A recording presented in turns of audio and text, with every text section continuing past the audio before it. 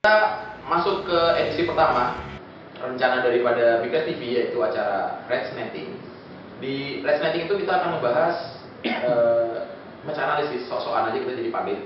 Kita hadirkan dua pandit, satu adalah Rezi yang pasti udah kenal kan? Belum. Rezi. Kemudian Coach Arnan. Coach Arnan ini aktivis sepak bola Big Reds dari awal tahun 1892. Benar gue. Iya, iya. Tepatnya tahun 2005 pada saat Big Reds masih segelintir orang. Ya. Kita langsung aja, boleh? Boleh, silakan. Pertanyaan pertama, silakan dijawab. Pertandingan pertama ya, itu selalu dikatakan selalu suatu jadi pertandingan sulit. Gimana menurut Coach Arman atau Rezi tentang pertandingan pertama? Silakan, siapa yang duluan? Pertandingan pertama, ya pertandingan pertama itu memang kemarin kita terlihat memang masih belum padu ya. Disebut berat karena biasanya match pertama itu untuk setiap tim itu dimana pemain-pemain itu masih pertama kali mereka tampil dalam satu tim dan belum sepenuhnya padu. Kan Roger sendiri kan juga pada saat wawancara setelah post match kan juga dia kan bilang ini masa-masa pemain saling berpadu satu dengan lain. Jadi memang Menyatukan chemistry, betul, itu yang paling penting sebenarnya kan. Jadi kemarin memang kita terlihat masih cukup seperti itu, masih saling Jadi intinya overall memang belum padu gitu ya. Padahal kalau menurut gue sih di lawan Dortmund itu udah cukup mengesankan permainannya. Ji, gimana Ji? Gue malah melihatnya dari Sotonnya yang nggak diduga bisa bagus gitu ya. Ini tengahnya Coutinho-nya mati karena duet Schneiderlin sama Wanyama, itu kan duet gelandang bertahan yang powerful gitu. Dan tiga pemain di depannya juga luar biasa bagus gitu tadi. JWP, James Ward-Prowse gitu kan. Padahal kita pikir Southampton dengan dipretelin kekuatannya itu akan melemah gitu ya. Ternyata malah bisa memberikan perlawanan. Terus poin menarik dari banyak pihak luar dan analisis di luar bahwa dianggapnya Liverpool akan melemah setelah Suarez keluar. Apakah setuju dengan pernyataan seperti itu atau ada pertimbangan lain? Kayaknya sih ya kalau melihat dengan ya agak ironis sih kalau melihat dari transfer gitu, tapi melihat pembelian Rodgers gitu dengan 9, hampir mungkin kalau benar Balotelli datang mungkin ada 10 pemain yang datang gitu dan memprioritaskan kedalaman squad sih nggak terlalu mengkhawatirkan. Kalau kita fokus di lini serang setelah nggak ada Suarez, siapa kira-kira yang akan jadi kunci berikutnya, Coach? Kalau kunci berikutnya dari pemain yang sudah ada, ini kita belum bicara dengan signing baru ya, di luar isu baru tadi kan. Raheem Sterling ya paling mungkin untuk menjadi the next andalan kita di depan. Kemarin dia juga sudah membuktikan hal itu kan dengan 1 gol dan 1 assist itu yang ke London Bridge. Jadi memang andalan kita untuk saat ini. Gue sempat kepikiran bahwa Sterling ini sebenarnya layak dikasih nomor 7 sebenarnya. Setuju kan? Kalau untuk sekarang Belum. belum. Kalau gue sendiri belum setuju ya karena dia masih perlu pembuktian lebih lanjut. Kalau misalnya musim ini dia masih konsisten bisa seperti sekarang, membuktikan dia mampu menjadi icon tim, oke, next season dia boleh pakai nomor 7. Kecuali kalau nomor 7 harusnya dipakai Balotelli. Enggak. Enggak jadi Kayaknya enggak. tetap 45 ya. Ya, Oke. 45. Terus tadi Rezi sempat nyinggung lini tengah Southampton. Coach, dari sisi kan biasa main jadi back. Jadi dari point of view pertahanan, lini tengah lawan itu berhasil mematikan Coutinho. Apakah dengan itu nextnya kita harus berubah komposisi lini tengah supaya Coutinho bisa lebih agile, bisa menjelajah lebih leluasa? Karena kemarin benar-benar Schneiderlin dan Wanyama bisa mematikan dia dan kita sempat putus suplai bola ke lini depan. Gimana Mas? Kira-kira? Memang kelemahan kemarin kita tuh yang terlihat tuh memang lini tengah ya, terutama babak kedua. Itu tadi Regi sudah sebutkan bahwa Southampton cukup mengejutkan.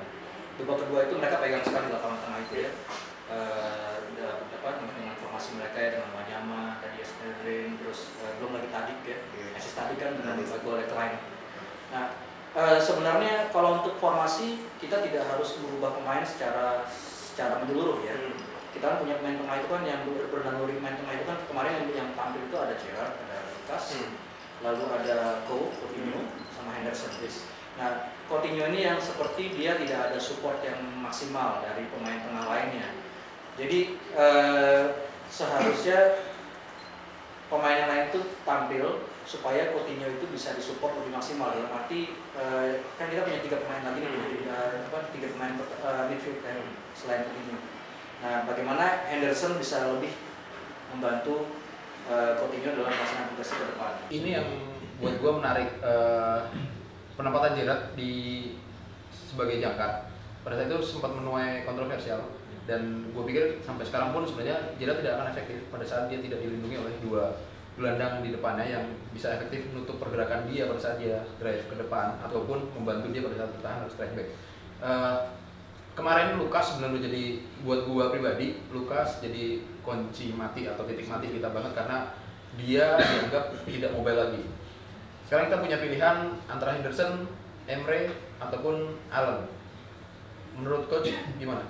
Salah dari tiga tadi, nama Allen, Emre atau Hendo, siapa yang memang harusnya berpartner dengan Gerrard di lini tengah?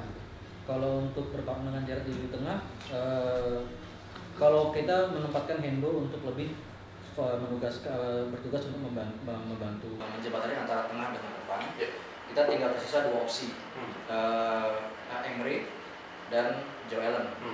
Nah, kalau dari sisi mobilitas tadi kan Mas Syam sudah menyebutkan mobilitas itu yang memang penting untuk mendampingi Gerrard ya. Gue lebih condong memilih Emre. Nah, karena kalau Joe Allen itu dia memang lebih bagus dalam hal ofensif, mengalirkan bola, dia untuk building play bagus. Kemarin kita di babak kedua itu lapangan tengah yang kalah, aliran bola kita berhasil kembali di jalan itu sejak Allen masuk. Ya. Nah, cuman untuk menyeimbangkan lini tengah yang lebih seimbang, Emre pilihan yang lebih bagus ketimbang Joe Allen.